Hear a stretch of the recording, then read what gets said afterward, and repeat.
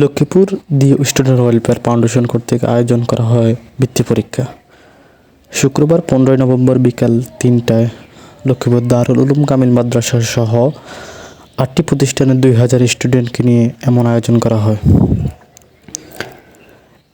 এ সময় পরীক্ষায় পরিদর্শনে আসেন অ্যাসোসিয়েশন উপদেষ্টা বাংলাদেশ পরিসংখ্যান ব্যুরোর সাবেক উপপরিচালক Abu Khaled Mohammad Saifullah, chairman Arman Patwari, vice chairman Farid Uddin. পরিদর্শন শেষে খালেদ সাইফুল্লাহ বলেন, শিক্ষার্থী এবং অভিভাবকদের আগ্রহ দেখে আমি আনন্দিত। উদ্দীপনা দেখা যাচ্ছে, এটা খুব প্রশংসনীয়।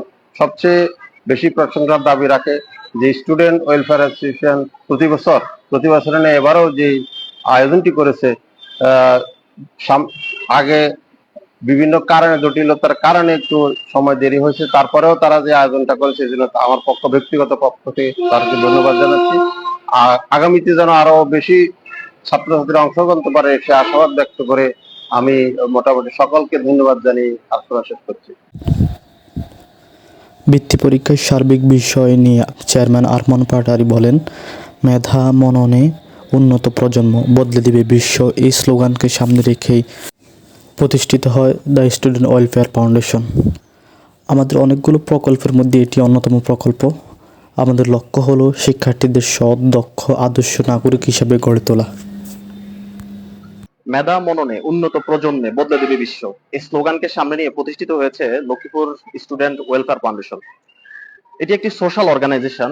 আমাদের এবছর আমাদের এই ফাউন্ডেশনের আমরা অনেকগুলো ইভেন্ট নিয়ে আমরা কাজ করি। তার মধ্যে আমাদের সবচাইতে বড় প্রকল্প যেটা, সেটা হচ্ছে বৃত্তি প্রকল্প। আমরা গত 3 বছর, এই বছর থেকে আমাদের 3 বছর আমাদের এই ফাউন্ডেশন আমরা কার্যক্রম বৃত্তি প্রকল্প আমাদের চলমান।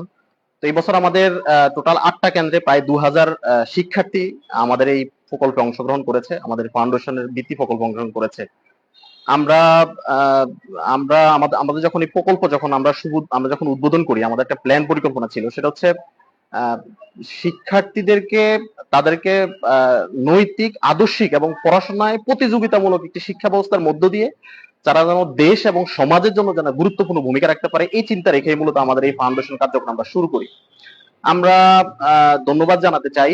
আমরা বিভিন্ন আমাদের এই ফাউন্ডেশনের পরীক্ষাটা আরো গত মাসেই মূলত আমাদের হওয়ার কথা ছিল। বিভিন্ন দুর্যোগ এবং বন্যার কারণে মূলত একটু লেট হয়ে গেছে। তো আমরা আমাদের ফাউন্ডেশনের সাথে সংশ্লিষ্ট আমাদের সম্মানিত শিক্ষার্থীদেরকে আমরা ধন্যবাদ জানাই।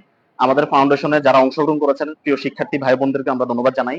তারা আমাদের এই ফাউন্ডেশনের সাড়া দিয়ে তারা আমাদের প্রোগ্রামে অংশগ্রহণ করেছেন। আমরা আমাদের শ্রদ্ধেয় আমাদের অভিভাবক বিন্দুদেরকে আমরা ধন্যবাদ জানাতে চাই।